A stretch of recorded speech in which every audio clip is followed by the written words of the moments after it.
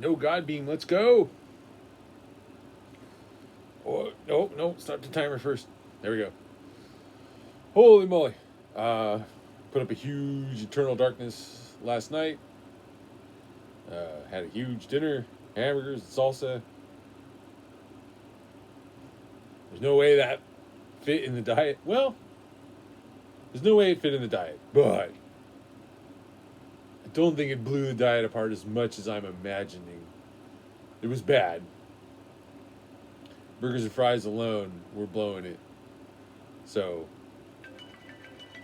good thing it was timer set because I was so lost in thought. I was like, the arm? But yeah, it was good dinner. It was good salsa. The the brutal thing about salsa is the chips. And god damn if chips aren't my favorite thing. I guess it's the same for anybody that has like a sweet tooth, but I have like a salt tooth. Just brutal.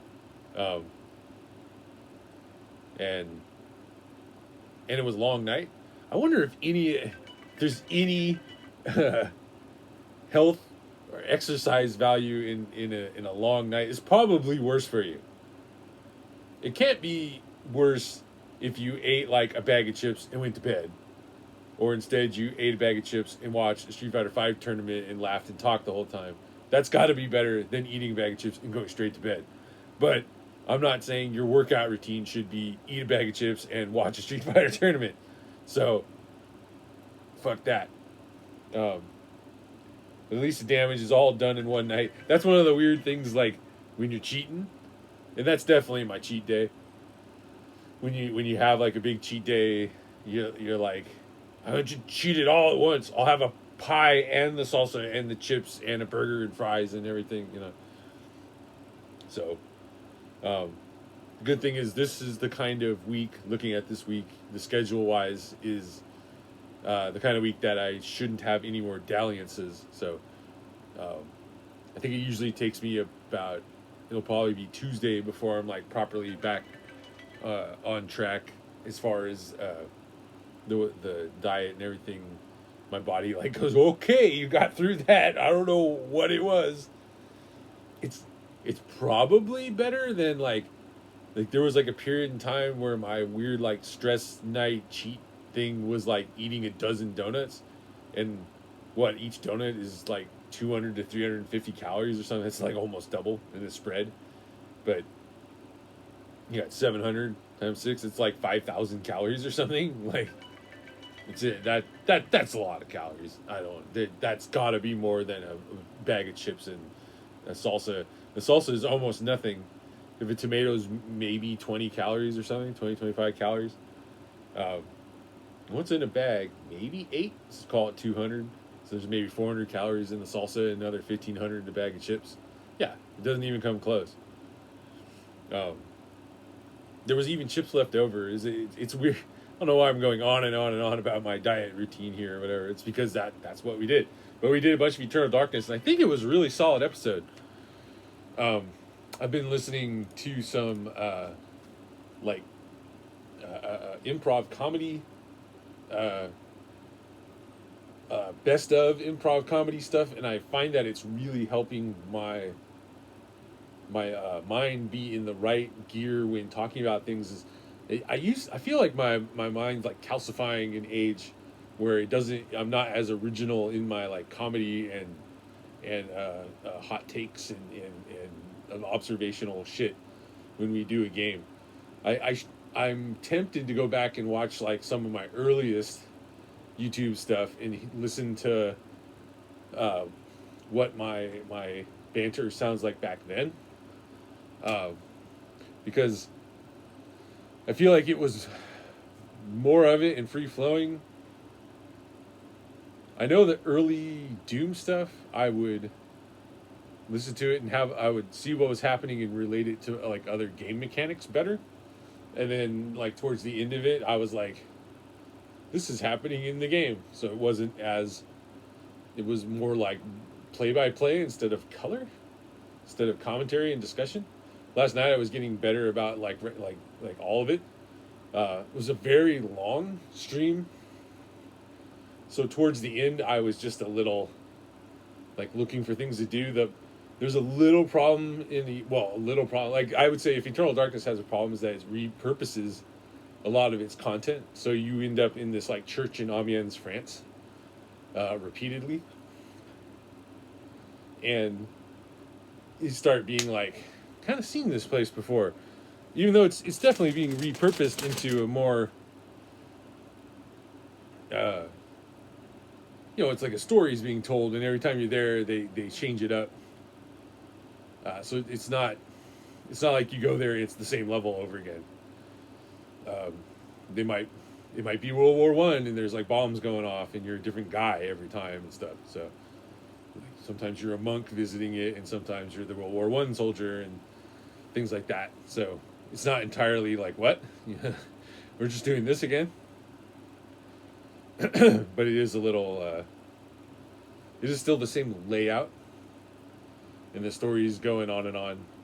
It's part of the charm of the story is that like, oh, this has been going on for a long time, since ancient Egypt times. Not that long ago, I don't think. Maybe it's 1,000 years, 2,000 years plus, I want to say. So I know we're coming up on the last two chapters of it, which were chapters I remember. I don't know if I remember them more because they were the last two chapters, so they're literally the most recent things about the game that I remember. I'm realizing, watching it, that it was possible sometimes of when I originally watched it, that the guy I was playing with would play it sometimes when I wasn't there, so I would just straight up miss chunks of the story. I was like, I don't know how much of this I remember, but I remember that and stuff. I think when I originally watched a playthrough of it with my roommate, he was worse at the game. Like, he wasn't as familiar with the game, and he wasn't as good about the mechanics. I remember him getting trapped by the trappers all the time and getting sent to the other dimension and having to navigate his way out of there. And that, like, navigating his way out of that dimension seemed harder. Maybe I just wasn't paying really good attention to what was happening on the screen. It's really funny to think about, like, we basically did our own Let's Play. We were just playing the game together, but it was definitely someone playing it for me, like, performatively. Like, let's play this together, but I'm going to just control it, and you sit there and watch and make comments, and we'll talk. Which is a normal way to play games, but now that I'm so normalized into recording my gameplay, watching other people's gameplay and stuff, that now the thing is practically flipped into, like, that's weird. I just watched someone play the game. Like, what? No, that was normal.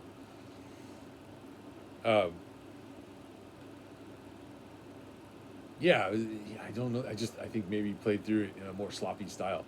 So last night's video is pretty great. I would definitely check it out. It'll be under the Insanity, Banality, Profanity playlist for Eternal Darkness. Let's get that arm back. And it's really long. But, I mean, you get to see all the chunks of the game. It's one of those things, like, the thing with Cray and I playing through Munch's Odyssey, it's more like we're speeding through it. I do think that we're speeding. Well, I got a little hung up on the part where I called it a speed run, which is where I didn't expect us to, like, play through it in a, like, skippy, like, do everything perfect, like, know the little cheats and the little shortcuts style. But I was also like, like, play it by ear and see what you can get away with, a little bit more. We seem to be doing more of a long play, but with bad karma.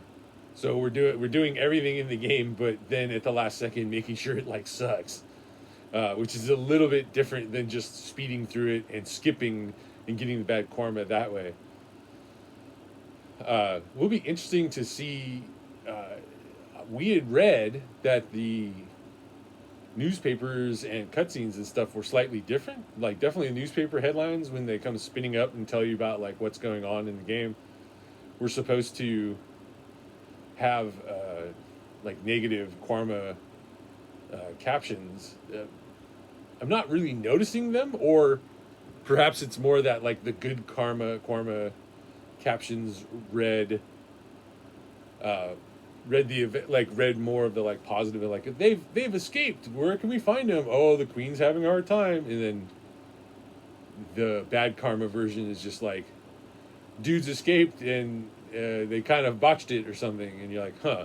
So it's the story doesn't change too much. It doesn't seem like, at least in the newspaper summaries. And the cutscenes seem the same, although we're skipping a lot of that too. So we're not really seeing much. I assume the ending will definitely be different. Uh, I assume. I hope we're screaming for head first into like a bad ending kind of thing. But yeah, we're gonna wrap this up. I gotta get out, get my walk on. Um, just getting a really late start today, but I think it works a lot better doing the videos in the mid afternoon here. Definitely spaces out my workouts and gives me. It doesn't feel like I'm having to stay up to get a little separation between workouts, so that it's not just like silly, like oh, you worked out at midnight and 1 in the morning. Good job. Like, I'd rather have like worked out at like 4 or 5, 3, 4, 5 in the afternoon and sometime around bedtime.